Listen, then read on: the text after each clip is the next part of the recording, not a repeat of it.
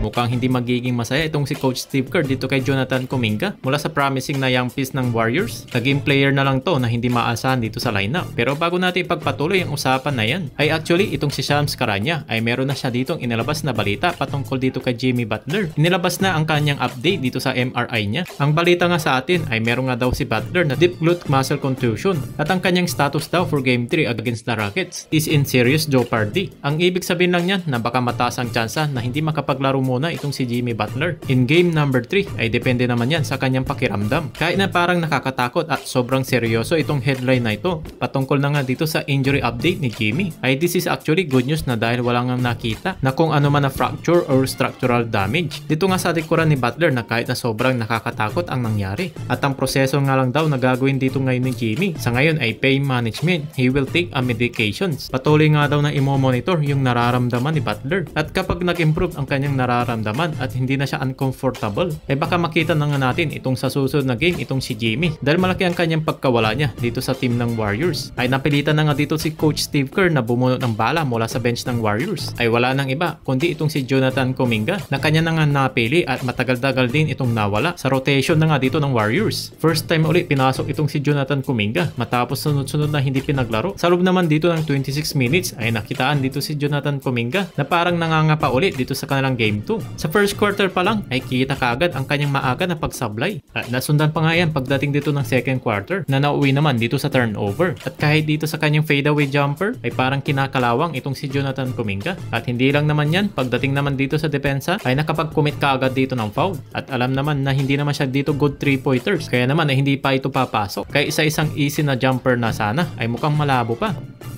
At ito naman, sa sumunod na play naman na to, grabe pa rin yung pagpipilit dito ng Jonathan Kuminga. Patuloy pa rin kanyang mga turnover mula sa third quarter. At tila nga ba, nangangapa ulit dito sa kanyang mga kasamahan nang dahil na rin siguro sa kanyang hindi matagal na paglalaro. For Game 3 at Chase Center. Well, here's the problem. Siguradong nahihirapan ulit itong si Jonathan Kuminga nang makasabay na nga dito sa playoffs. May mga bagay pa rin sana na libre pa rin ito sa Beyond the Arc na hindi niya pa rin dito na ipapasok. Katulad na lang sana ito na pinabayan na lang dito ni Red VanVleet. Ayun, libreng-libre itong si Jonathan Kuminga. Kaya naman ayun, hindi pa rin pumasok. Kaya naman dito sa loob ng 26 minutes playing time na nakapagtala lang itong si Jonathan Kuminga ng 11 points. Na obvious naman na hindi ito sapat na maging makatulong sana dito ni Stephen Curry. Sa dami niyang ginawa ditong turnovers ni Jonathan Kuminga ay siguradong hindi malabo ulit ipaupo ito ni Coach Steve Kerr dahil 4 out of 12 lang siya mula sa field at halatang kinakalawang pa tapos ang mahabang panahon mula sa pagkakabangko, kaya na rin hindi nakapagtataka na alanganin pa ang kanyang galaw at decision making niya. Simula na nga nung mag-click ang chemistry ni Jimmy Butler at Stephen Curry, literal na itong nawala sa radar sa matayan ni Coach Steve Kerr. Mula sa promising young piece dito ng Warriors ay bigla na lang itong hindi maasahan sa rotation ng lineup. Pero ang tanong, deserve pa ba ni Kuminga na bigyan pa ito ng mahabang oras? Or baka naman talaga na hindi na ito fit sa rotation ng Warriors?